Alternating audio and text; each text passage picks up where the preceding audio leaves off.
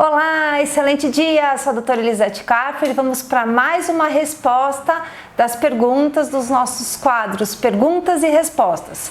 Vermes, bactérias, parasitas podem causar patologias neurocomportamentais? Sim, nós temos 5 principais patógenos que vêm colonizar o nosso corpo quando a gente ingere um alimento geneticamente incompatível.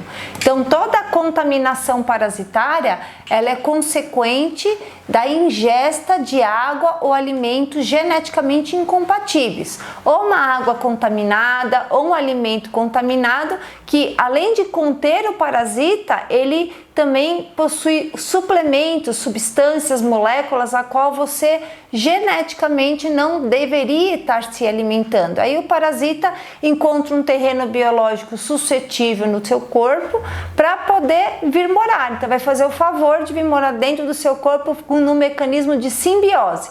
Quais são esses 5 principais patógenos que nós encontramos na nossa prática diária? Em pacientes que chegam com queixas capilares, queixas sistêmicas, incluindo distúrbios neurocomportamentais. O primeiro é a giardíase. A giardia é uma bactéria, é um unicelular que é encontrada em bebedouro de shopping. Você pode contaminar-se, às vezes utilizando utensílios domésticos que não foram bem lavados, roer unha, colocar a mão suja na boca ou ingerir uma fruta, uma verdura, legumes que não foi bem higienizado com água e sabão, ou mesmo se alimentar com a mão suja. E a giardíase, ela pode ser responsável por mais de 19 mil alterações psiquiátricas, isso aí no Google acadêmico. Então pensar que às vezes uma alteração neurocomportamental pode estar relacionada a um patógeno simples, né, comum, a giardia, que a gente fala que é comum ter giardia, principalmente em crianças que põem muito a mão na boca, né, e pode estar levando o que? A depressão, a ansiedade, síndrome do pânico, alteração neurocomportamental. Por quê? Porque é no nosso tubo digestório que a gente produz 75% dos neurotransmissores cerebrais, e quando esse patógeno vai lá colonizar o nosso intestino, né, ele vai lá e se alimenta principalmente da serotonina, da endorfina, que são os neurotransmissores da felicidade. Aí a pessoa fica como? Enfesada, né? Então a giardíase é a primeira delas. O segundo patógeno mais comumente encontrado que causa distúrbios neurocomportamentais também, que ele é famoso por causar gastrite, é o Helicobacter pylori, que é aquela bactéria que normalmente está relacionado à gastrite, a refluxo gastroesofágico, e ela está presente em todo o universo, em todo o Brasil, em todo o mundo, desde o Polo Norte ao Polo Sul. E ela também pode estar relacionada a alterações neurocomportamentais, fadiga crônica, acne, queda de cabelo, depressão, irritabilidade, alterações neurocomportamentais. E a gente tem que pensar então que pacientes que apresentam alterações neurocomportamentais juntamente com alterações digestivas podem estar contaminadas pelo Helicobacter pylori. Qual outro patógeno que a gente também pode causar alteração neurocomportamental? As tênias, né? Quando a gente aprendeu no colégio, as tênias, elas podem advir a tênia solium do porco e a tênia sagenata do boi. E elas normalmente, quando a gente aprendeu, elas eram compridas, né, enormes, e soltavam proglotes que eram facilmente achados no exame de fezes. Hoje, por conta dos agrotóxicos, da cloretação, da fluoretação da água, até as tênias estão anêmicas, elas estão cada vez menores, né? Então o que acontece? Ela pode colonizar cronicamente o corpo dos pacientes, ficar morando no fígado, passar pelo ciclo intestinal, consumir neurotransmissores cerebrais que estão no intestino, e ela pode ter ciclo pulmonar também. Então, paciente que tem quadro neurocomportamental, problema intestinal e tem alterações respiratórias, que acompanham esse quadro das alterações neurocomportamentais, pensar na teníase, ou na tênia solium, geralmente as pessoas engordam, ou a tênia saginata, que é do boi, que normalmente as pessoas podem emagrecer. E também podem causar o que? Infertilidade. Você sabia que as tênias, elas gostam de se alimentar do ergosterol. O ergosterol é um lípide, ao qual é produzido todos os hormônios, principalmente hormônios sexuais. Então, muitas pessoas que têm depressão, insônia, irritabilidade, alteração intestinal, problemas respiratórios e infertilidade, pode estar contaminada pela tênia solium ou pela tênia saginata.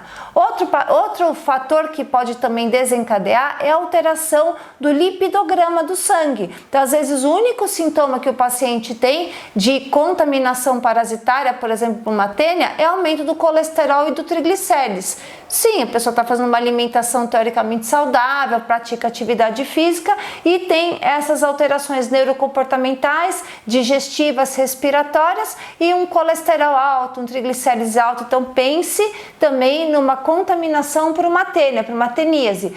Outro principal fator que um parasita pode causar no corpo do paciente, principalmente em crianças, é déficit de crescimento. Então lembrar que principalmente a tênia, ela gosta de alimentar-se de hormônios, do ergosterol, e nas crianças ele pode se alimentar do GH, do hormônio do crescimento. Então às vezes o único sintoma que uma criança pode ter que está contaminada por parasitas, por exemplo da família da tênia, é dificuldade de crescimento. Então avaliar isso e pensar nisso.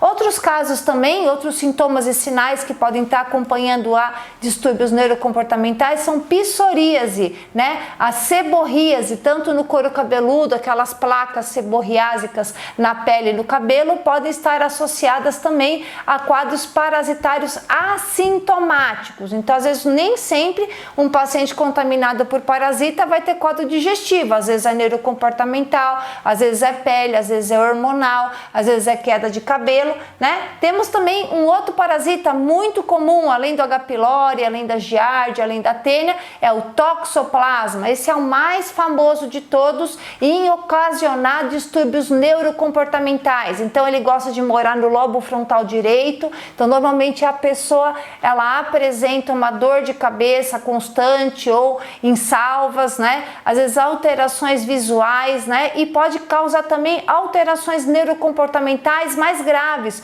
como psicose, delírios, principalmente com mudanças abruptas do estado de humor. Então, crise de ansiedade, crise de depressão. Então, quando são alterações abruptas do estado de humor, você vai pensar num toxoplasma. Ele pode também causar infertilidade, abortos de repetição, pode causar queda de cabelo, pode causar ansiedade, insônia também, né?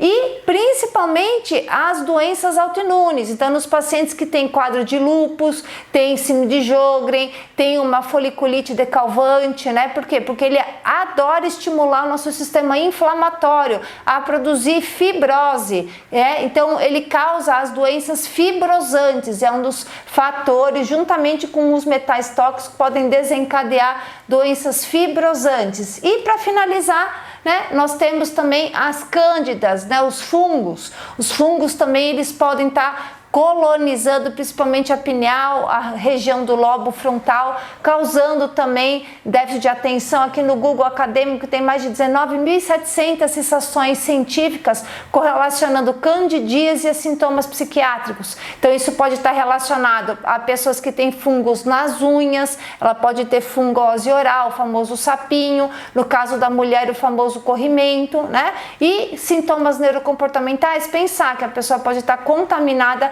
por Candida albicans, causando essas alterações neurocomportamentais. Tem também um parasita que é pouco comentado, chama Euritrema pancreático. Esse parasita também pode causar ansiedade, depressão, insônia, e ele é um parasita que é normalmente encontrado no leite, né? Então, quando vai ordenhar a vaca, ela vai contaminar, ela fica geralmente na flora intestinal da vaca, contamina o leite, a pessoa bebe o leite e ela vai colonizar principalmente o pâncreas, causando o quê? Um consumo consumo de insulina, ela vai se alimentar das células beta do pâncreas. Então, pessoas que apresentam alterações neurocomportamentais relacionadas à alteração da glicemia, aumento, diminuição da glicemia, pesquise euritrema pancreático, que pode ser um fator causal. Ou seja, sempre que você for pensar na medicina integrativa e um sintoma, o sintoma existe um fator causal. Não adianta só ficar tratando sintomas, você tem que ir atrás da causa do adoecimento. E geralmente a base de tudo é água, alimentos e metais tóxicos. Então fica a dica, hein? Pesquise parasitas nos casos de distúrbios neurocomportamentais.